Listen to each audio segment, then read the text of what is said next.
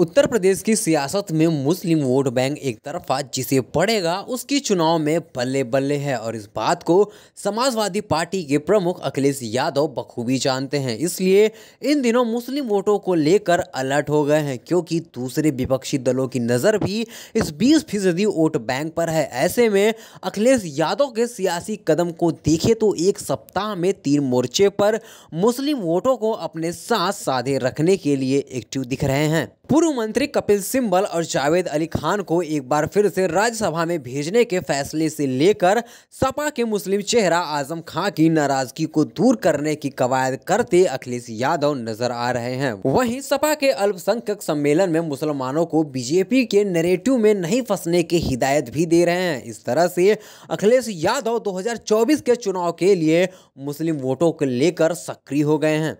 Samajwadi party के राष्ट्रीय अध्यक्ष अखिलेश यादव ने गुरुवार को अल्पसंख्यकों से बीजेपी के किसी एजेंडे में नहीं फंसने की हिदायत दी है। उन्होंने कहा कि सपा ने हमेशा अल्पसंख्यकों के हितों का संरक्षण किया है। 2022 के चुनाव में एकमुश्त सपा के पक्ष में मतदान करने के लिए अल्पसंख्यक समुदाय का धन्यवाद दिया। इसी के साथ अखिलेश ने कहा कि बीजेपी नफरत फैलाने और समाज को बांटने के एजेंडे पर काम कर रही है।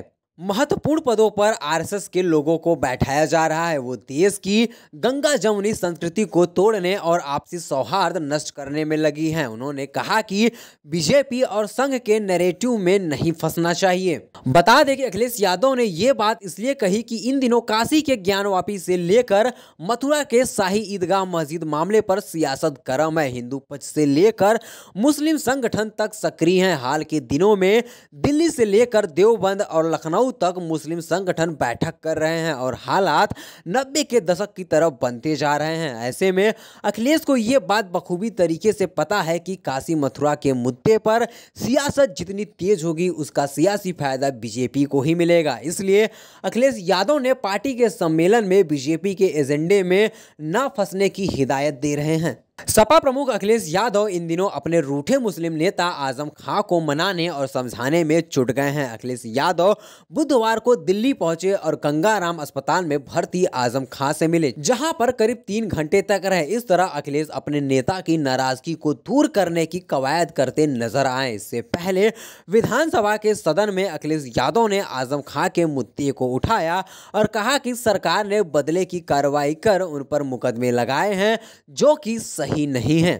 दरअसल आजम खां मौजूदा समय में भी सपा के सबसे बड़े मुस्लिम चेहरा हैं और उनकी अपनी पकड़ रुहेलखंड से लेकर पश्चिमी यूपी के मुस्लिम बेल्ट में अच्छी खासी है। 2024 के चुनाव को देखते हुए अखिलेश यादव किसी तरह से आजम खां की नाराजगी का जोखिम नहीं उठाना चाहते हैं। इसलिए कपिल सिब्बल को राज्यसभा भेजने से लेकर आजम खां का हाल चाल जानने के लिए अस्पताल तक जा पहुंचे। इतना ही नहीं, रामपुर लोकसभा सीट के उपचुनाव में सपा के कैंडिडेट का फैसला आजम खां पर छोड़ दिया है। Desk report, DK news.